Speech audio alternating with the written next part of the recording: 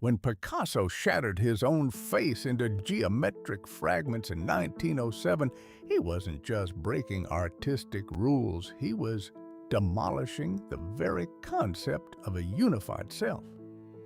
His Cubist self-portraits presented identity as something fractured, unstable, viewed from multiple angles simultaneously, challenging 5 centuries of Renaissance perspective that insisted we could capture a person from a single viewpoint.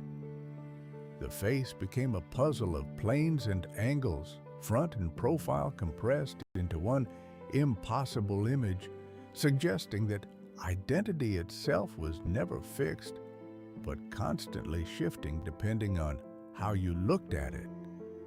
Cubism transformed self-portraiture from a mirror into a philosophical investigation. Picasso and Braque didn't just paint what they saw, they painted what they knew, incorporating memory, movement, and multiple perspectives into a single frame. The monochromatic browns and grays of analytical cubism stripped away the decorative elements of traditional portraiture, leaving only the essential geometric architecture of the human face. This wasn't about likeness anymore. It was about revealing the complex, multifaceted nature of consciousness itself, the way we experience ourselves as fragmented, contradictory beings rather than coherent wholes. Then came Salvador Dalí, who took this deconstruction of identity even further into the realm of the unconscious. Where Picasso fragmented the external appearance, Dalí exploded the internal psychological landscape. His 1941 self-portrait, Soft Self-Portrait with Grilled Bacon, depicts his own face as melting bronze supported by miniature crutches, not the soul, but as he said, the glove of myself, the outer envelope of identity that could be shed like snakeskin.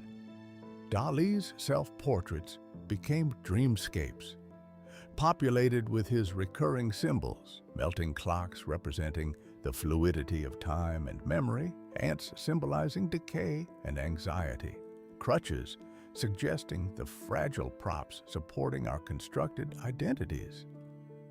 The shift from Cubism to Surrealism marked a journey from external fragmentation to internal exploration. Picasso's 1938 self-portrait shows him as a biomorphic figure, almost surrealistic in its abstraction, with almond-shaped eyes and a cylindrical body, a bridge between the geometric deconstruction of Cubism and the psychological distortions of Surrealism. This evolution reflected broader cultural changes.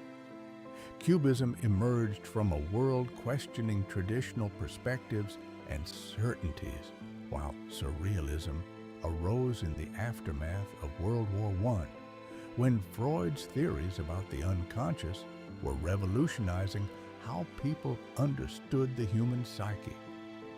Dalí's paranoiac critical method took self-portraiture into entirely new territory. His self-portraits weren't just images, but psychological puzzles. Double images where one form morphed into another, reflecting his belief that any object could be seen as something else.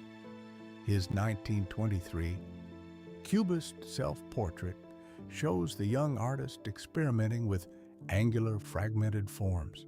But unlike Picasso's geometric precision, Dalí's fragments already hint at the dreamlike distortions to come, blurring the lines between form and fantasy. Both artists understood that self-portraiture was never really about capturing physical appearance. It was about exploring the nature of identity itself. Picasso showed us that the self is multiple, contradictory, impossible to pin down from a single angle. Dalí revealed that beneath the surface lies an entire unconscious landscape of symbols, fears, and desires. Together, they transformed self-portraiture from a simple act of recording one's likeness into a radical tool for investigating the fundamental question, what does it mean